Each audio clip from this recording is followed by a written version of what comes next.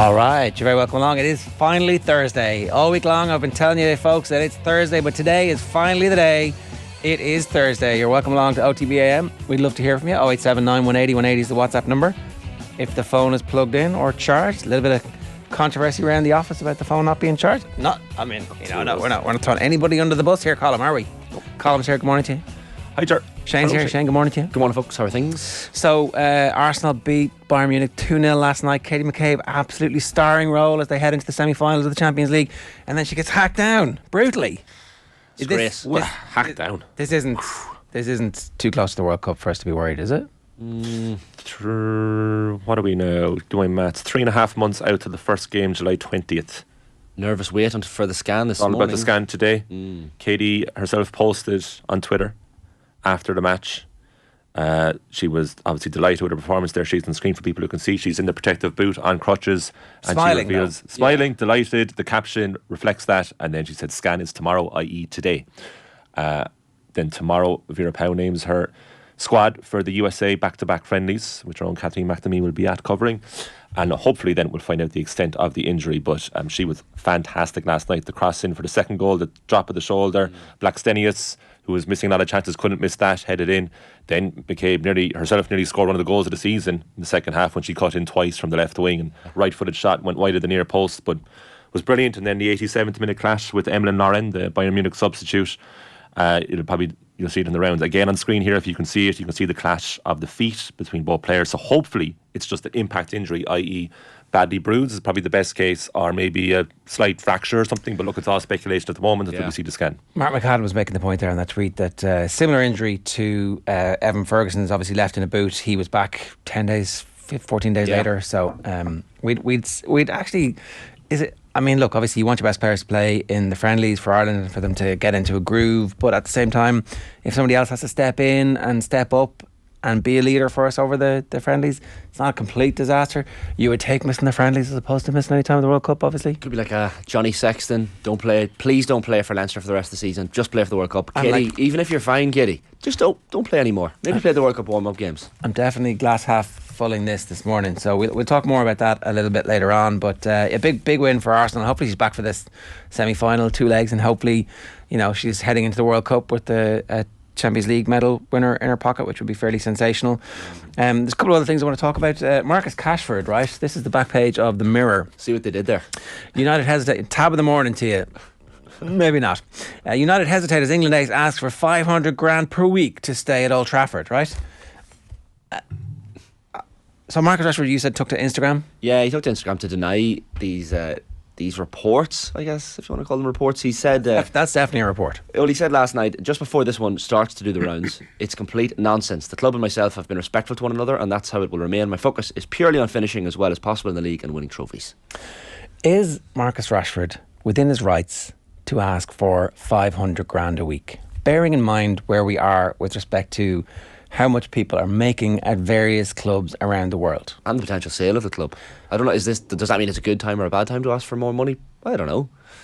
Depends who comes in, I guess. But well, it's a good question, right? Because if you're bidding to buy the club and your best player this season is on the way out, you're like, hang on a second, just protect my assets there. Or you're like, well, we'll take the money from the sale. Who would take the cash from any sale? Would that be the last bit of money pocketed by the outgoing crew, or So all of that would need to be worked out in the buyer-seller agreement thing. Well, he's the number one name at the club, so the prospective new owners need to be like, well, just double checking here. Is Marcus Rashford all right? Is his wage situation okay? Is his contract up for will he stay? It's similar to a manager taking over at Tottenham and, as you said, deciding and focusing on whether or not Harry Kane will be there next season, because you don't want to be the man who takes over and he leaves. So I think it's the same in the Rashford situation. You got to just double check. I think first off, like 500 grand, right? It seems like an awful lot of money, but it's not an awful lot of money compared to what some of the other players in world football are getting paid at the moment, and particularly in the form that he's in. So now is the time. It wouldn't be that outrageous, I guess, is what I'm saying, for him to be asking for 500 grand. No, it wouldn't be that outrageous for Man United to pay something close to that, would it? No, I see. The thing is he going to play at this level for the rest of his career? If he does, then you're thinking, I don't care, because he'll qualify us for the Champions League season after season with 27, 30, 35 goals a year. you know what's really smart? Because he probably will get something like $500,000 a week in his new contract, because he's come out and said, that's ridiculous that I asked for that. I would never ask for that. What are you on about? And then United were like, actually, Marcus, you're so humble and you're so brilliant. You are worth it. If you're Paris Saint-Germain and you're saying they're only going to pay him 300 or 400 grand, we can do that. Yeah. Are you thinking, or if you're Real Madrid, are you like, why would we sign somebody who's older for more money when we can get this guy? He's 25, Rashford. I like, again, it's really good positioning for Marcus Rashford, I would say, and I think he's within his rights. I think Man United are within their rights to pay it. Oh yeah, that'd be about market value at the moment. I realise a lot of people are going to be in the comments going, "Oh, this is disgusting! It's too much money. Think of all the staff." I was like, "Yeah, okay, I understand, but this is the entertainment industry, and they charge the amount that they are worth because the club is making bank. The club is making lots of money. I mean, it's probably a bad thing these days with all the banks failing. But anyway, United can afford to pay him $500,000 a week. Let's be honest. And I think they might well do. It was interesting that he was it you saying, Colm, about Rashford's injury, the international break? No, I thought I saw someone talking about the fact that he was injured, and some people were suggesting, he probably needed this time regardless. Well, he was in New York hanging out, wasn't Gareth Southgate had to address that, yeah, which was interesting. But he played it down. He said, Rashford is unavailable. He's free to do what he wants in that time. Fair enough. In New York, it's just not a great look, I suppose, if you're trying to get him. But it's better luck than you see. Alejandro Garnacho the other day got a bit of stick for what's the laughing gas? Is it nitrous oxide? Oh yes. So I don't know why young footballers get involved in this nitrous oxide stuff, but like, he was just sitting in his car. It's not like he was off in Marbella in a bar taking it. It was like, Alejandro, you're in your car, man. Yeah, he just needs to relax in a highly pressurised environment. Chill out, yeah, exactly. But Rashford to me is funny. So another year to go on the contract. Like you said, Shane, if he was on about that already, this wouldn't even be a story. It's like $500,000. That's probably about right. He's United's best striker. But I always think of Rashford, I'm not quite sure about where his status lies for certain. Yeah. I don't know if he's world class. I've never really fell down on either side. I thought the criticism he got last season was probably over the top because he was just one of many who was in a malaise. But with Rashford, I find the one thing I really admire about him is his finishing ability and the assuredness that he strikes off his right foot, and it's almost always low and hard into the bottom corners. Like Robbie Fowler style, he always said that it wasn't about necessarily hitting as hard as he can. It was just precision, and he's precision with a little bit of kind of Alan Shearer type power. That's great. He's very good at cutting in from the left hand side, but oftentimes he's really quiet. Like, he can be pretty anonymous, and I just I'm not quite sure in the pantheon of great modern strikers where he lies. I think this season he has proved only this season he has proved he's world class. Can we just have a quick moment? What do you mean by world class? As in, so he will tell.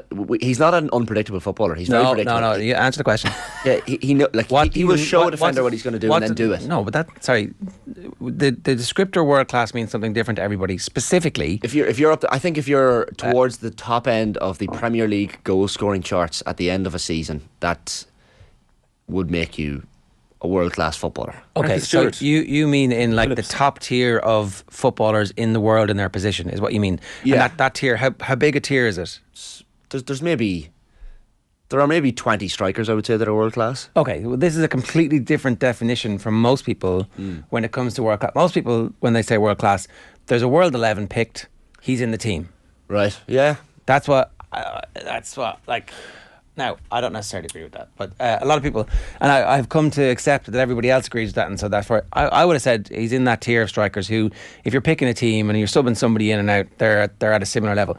So if you're picking a team of world players, he's not in that first 11. He isn't. Like, there are players who are ahead of him, but he's getting very close to it at this stage. I would say this season, if he does this next season and has back-to-back seasons, you'd be like, okay, but he's not Haaland. World class is a player who is so clearly above all those around him, and there are very few, and that for me is the definition of world class. So for example, Kylian Kylian Mbappe the other day at the Aviva was very, very quiet, as Kenny Cunningham said, who was that guy wearing the Mbappe jersey, right? Yeah. But do you remember that one time when he got the ball in the first half and he destroyed Ireland's defence? Yeah. That's what I would consider world class. So how many of those players are there in the world at any one time? Are you? It's a malleable number. Handful. Because most people have this ridiculous notion that you can only say like 3 or 4. There's only 3 or 4 footballers in the world that are world class. But I think that's ridiculous. Any footballer who, and granted in an industry with a lot of money, is offered, or there's discussion around him maybe making £500,000 a week to do what he does. That means you're world class at what you do. Well, there's a few people in the comments here questioning the legitimacy of him being on £500,000. He's not quite there yet. Look. Also, by the way, when I think of world class, I unfairly think of attacking players all the time, final third players, which is unfair because if you're a goalkeeper, how are you supposed to stand out above the rest? But we saw that when Alisson Becker makes a fool of hard shots at him. Yeah. Or Ederson. Courtois as well, or Courtois, as we saw against You can't Liverpool have 3 in the Champions goalkeepers who are world class. You can only have 1. That's the thing. In the team, it's like you're picking nits, right? Well, is Ederson a world class player who can't get into his national side? Like, is he one of the very few? Personally, I prefer Ederson to Alisson. But his distribution is it's so important. Yeah. Now, look, Alisson's very good. As we said, we're picking nits here. Look, I think that Rashford is in the top tier this season, and this is a complete turnaround. Obviously, at the start of the year, I was like, sell him, cash in, absolutely. At this stage, if Paris Saint-Germain want to pay you 45-50 million, you've got to take that money because it looks like he's never going to fulfil his potential. And then this year, he's exploded. So it just goes to show you what a good manager can do. And I think Man United need to spend the money and go, this is the most important thing we have. And also, from a bargaining position, if you look around at the other striking options that Manchester United currently have, they have somebody they can't pick. They have a guy on loan who isn't really top tier Champions League, Premier League class in Weghorst. They have an injury prone striker who was on loan and then gets back in and is injured as soon as he gets back in the team, and that's it. It's Marcus Rashford after that. Am I missing anybody? But he's taken on the mantle. Like, imagine Rashford wasn't playing well this season, given the ills and travails that you've mentioned there. That like, if he continues to score goals between now and the end of the season, and say United hypothetically win the FA Cup and the Europa League, get top 4, and they've already secured the Carabao Cup. Yeah. So if he with his goals leads them to 3 trophies and a top 4 finish, that would be an unbelievable season. That's all hypothetical, but I mean. Sorry, Ger, did you mention Anthony Martial there in your list of strikers? He was the injury prone. Yeah, the injury prone. Yeah. I often can't split those two players' ability throughout the years at United. Now, I'm not obviously talking about this season where Rashford's clearly ahead and Martial's just not around. And I'm very surprised Martial came back to the club after his loan spell at Sevilla last season. Which was really surprising to see him back. Yeah. But throughout the years, very similar players in my mind. And that's another reason for Rashford, I just can't quite see him sticking out. Yeah, I think they're very similar levels of ability and very similar type of players. You watch way more of Manchester United than I do. I don't see every single second of every single game, but I've never seen Martial put in the level of consistency or even the explosiveness and the close ball control that Rashford has, or the effectiveness. Like, Rashford understands he's really fast and has an ability, and Martial still seems to be figuring out what it is that he's good at. And I think there's a vast difference between their effectiveness. Maybe Martial has similar levels of potential, but I still haven't seen that. So I would have said that, like, one is a clear failure and has been for a long period of time. Whereas even when Rashford wasn't getting in the team and Mourinho was saying he's not ready for it, there would be glimpses where you'd be like, holy shit, this guy could be explosive. Yeah, like, everyone remembers Martial's start to his Manchester United career, that famous goal against Liverpool at Old Trafford, and a few seasons ago he's at Stamford Bridge, and like a lovely kind of close control finish in a very high pressurised game. So the close control thing I disagree with slightly, in that I think his technique is very good. The problem with Martial is that he's more than happy to be anonymous. More than happy, and it doesn't seem to really lazy as well. He has been. I don't know about that. I think he's improved in that regard. I think his language style betrays the fact that he actually does work quite hard. And he has a kind of see, Berbatov had the language style, but I think Martial is more lazy than Berbatov. Now he's definitely improved under Ten Hag, because you have to. But I think there's talk from Ten Hag this week that he might be back in for the Newcastle game on Sunday.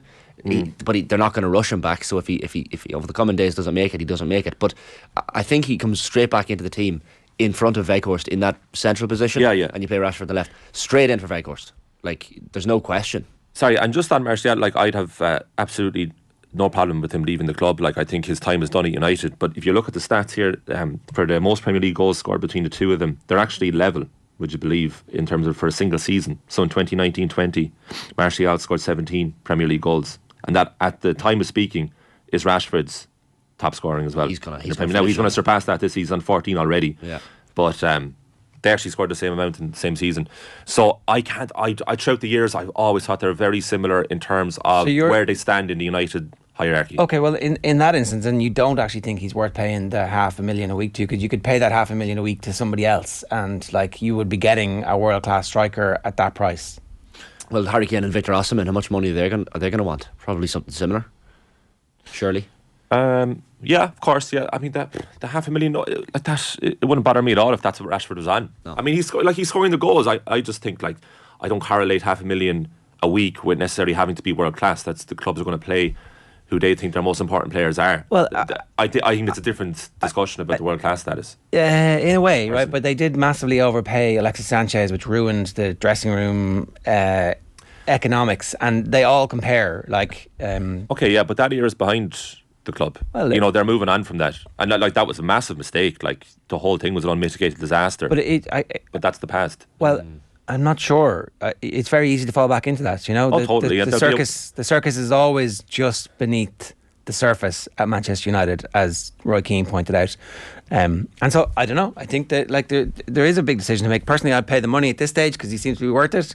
But equally, if they decide that they're going to cash in and there's like 100 million on the table from Paris Saint-Germain or Real Madrid, you're like, yeah, okay, we'll take that.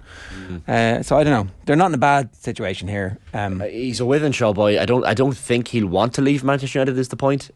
Now, if he doesn't get the money he wants, and look, he's denied that wanting the $500,000, but he'll probably get it. Like. Maybe he takes 475. Maybe, yeah. No, that's what I mean. That's what I mean by this, because he's come out and denied the story, said this is not true at all, and that could very well end up him getting the money or something close to linked to it or close to it. He may take a lead, Shane, out of a former Manchester United great's book, like Mark Hughes in the 1980s, and go abroad for a couple of years, Bayern Munich, Barcelona, and return to the club. It's a bit of a hero. If I was Rashford representatives, I'd be really encouraging that. Go abroad. Really? Yeah, I think he would clean up abroad. Here's what's coming up between now and 10 o'clock. Shabana Hearn is going to talk to us about Arsenal's victory last night, the latest with Katie McCabe as well. Stewie Byrne's going to join us today, 25, to preview the weekend's League of Ireland action and to talk about the news that Virgin Media are going to show Rovers and Bows. Sports news with Colin Landy at 8:45. Conor Moore is this week's episode of You Had to Be There, aka Conor Sketches, and Dan McDonnell, I think, putting a tin hat on the Ireland situation, but I'm not entirely sure because I missed the football show last night. But anyway, some other very quick things to talk about. Gary Byrne is in the Indo and the Herald today, and he's actually offering a fairly throaty defence of Stephen Kenny, obviously saying that they still need results, but very clearly saying this was different. It felt measured, controlled and disciplined from a team that was obviously well coached. There's no shame attached to such tactics, despite misguided purists preaching otherwise. We were resolute, denied space for Mbappe, who himself was very different to World Cup Mbappe, while regularly countering through the brilliant Chidozie Egbene. And he disagrees with Kerr and disagrees with Martin O'Neill about the substitutes. He says he thinks that, and he said he called it in commentary, and that actually they appeared planned and thought out, not reactionary or off the cuff. I called them in commentary prior to them happening, yet I didn't believe they were overdue. So he says it was just right, and I think ultimately this is the most supportive that we've seen any of that former crew who played under Mick McCarthy or played in the O'Neill era being of Stephen Kenny. And it's just interesting because we're obviously involved. We've all been aware of the culture war between those people who think that Stephen Kenny's doing the right thing and those people who think that we should be, whatever, however you want to phrase that. You know the end of that sentence. And certainly I thought that Kerr went way too far. I thought Damien Delaney went way too far. And I think Richard Dunn's kind of a bit in the middle. I didn't see the full Richard Dunn interview now, so I need to go back and watch that. But they've definitely been, you would say, critical of the performances and the results. Whereas, and so had Gary Byrne up to this point. But it's like, all right, I can see what they're doing here. So I don't know. It's just an interesting little straw in the wind. I don't see how you can be critical of the performance the other night in any well, any they way. didn't win the game, Shane. No, I know we didn't win the game, but the performance. Yeah, if we get the goal at the end. Well, the performance was the same as it's always been. You're just hoofing the ball forward to the big lad at the front in the last 10 minutes. That's what the argument is, right? Of course. Yeah. I mean, I disagree with that, but that's what people are saying. Well, I think what irks me about it is that they cited the result as being the problem. Oh, well, we lost. Yeah. It's probably the best side in the world against a team, as we said yesterday, full of championship players. Yeah, it was almost perfect game management. What do people expect? Yeah. Apart, if Josh Cullen doesn't pass that ball across his own box, if Nathan Collins' header goes in, which it would 9.5 times out of 10, the entire conversation is different. I'm very frustrated by that analysis of it. I was interested to hear it for sure, but we have this like the cheek of us like to expect that we are going to compete with this France side. Yeah. Literally, like just that we off should be getting a France. result and it should be at home. I know losing at home is not a good look, and we may live to regret it. But lads, look at the current squad. Like, if we lose to Greece, the conversation's different. I get that about Stephen Kenny. Greece aren't the bad side either. No, they're not. But those are the games you need to be winning or getting a point from away to have a serious, tilt at a qualification. If we lose the game where we play really well and there's a mistake or there's a bad refereeing decision and there's still a pattern of play emerging and we then, like, we're not, until we're out of this group and until we can't no longer qualify for the Euros, you've got to continue to see signs of progress. We saw signs of progress the other night. Like, we can't get too carried away because we have seen these one-off performances before. I agree with Gary Byrne that I think there's a significant difference in this one, and that there was a structure, there was a plan. We're not desperately hoofing the ball away anytime we get it. We actually created one of our best chances from a moment of significant danger. Like, in commentary, I think Darman was like, oh, this is a bit dangerous, and then all of a sudden ball's down the far end, and if Knight just gets a shot away, I think if Knight's playing at a higher level, he gets a shot away, but Griezmann gets the block. And anyway, sorry, he's also blooding players, but the fact that the last international window, the Armenia game, and was it Portugal or whoever we played, Will Smallbone and Mikey Johnston were two names that weren't even close to discussion, and now all of a sudden people are like, should they start? So there's players coming in constantly. Every single window he seems to bring in a player or two, which is brilliant. So going from not strength to strength, but certainly I'm more optimistic than I would have been maybe in advance of the France game.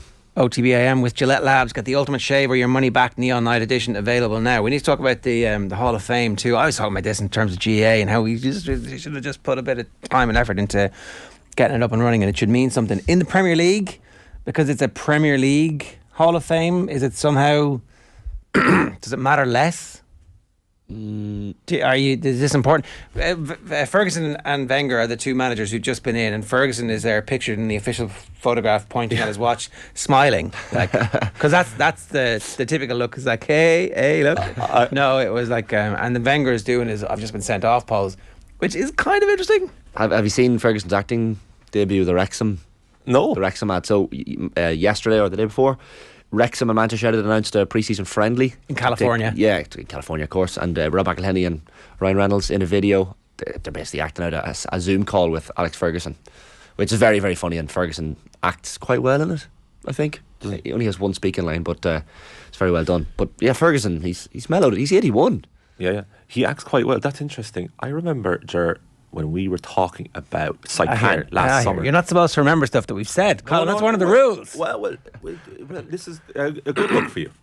You were saying, do you remember when Roy Keane did those spate of ads at the turn of the century? In the gladiator outfits and stuff. Yeah. And I was saying at the time, like, oh yeah, that one too. Can you imagine the producer, director saying to Roy, no, Roy, what we want you to do is this, and start acting. And then you were saying, Ger, was like, no, Roy Keane's an actor, like he appreciates art. Yeah. He wants to get involved in this. And also very coachable. And Ferguson, you were saying, Shane, is a good actor. And these two are just so similar, Keane and Ferguson. They have never-ending similarities, these two.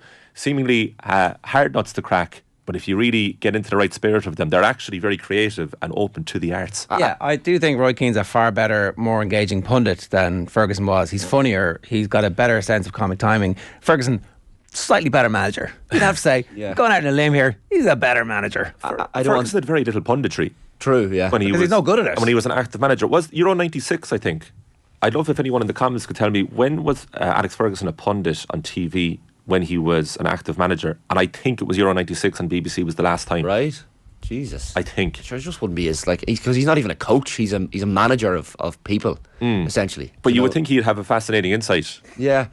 I don't want this to sound like a morbid thought. It's not necessarily a morbid thought, but a part of me, and look, hopefully, touch wood, Alex Ferguson has many more years left on this planet, but I would love, before he shuffles off this mortal coil, I would love Alex Ferguson and Roy Keane to meet up, have a dinner, a couple of drinks, reminisce. Wasn't that all a bit mad? And maybe put up a little photograph together with a smile. Like, it would just be nice, because I don't want it to. Someday we're going to wake up to the unfortunate news that Alex Ferguson is no longer with us, and when that happens, I'd like to think you put everything behind you. Roy Keane and him should have a little get together.